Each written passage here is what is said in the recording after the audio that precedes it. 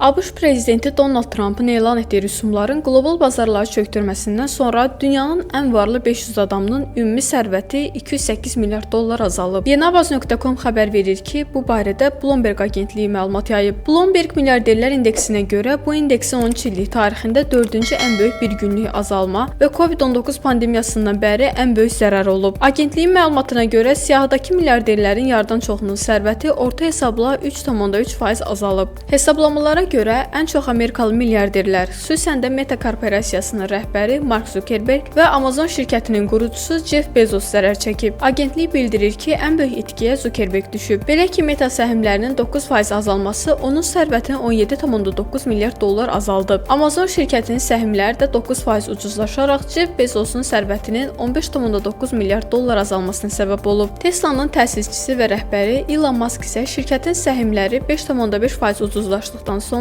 11 milyard dollar itirib. Qeyd edək ki, aprelin 2-sində Trump 185 ölkə və ərazinin məhsullarına yüksək gömrük rüsumları tətbiq edib. Tariflərin tətbiqindən sonra Amerika bazarı güclü eniş yaşayıb.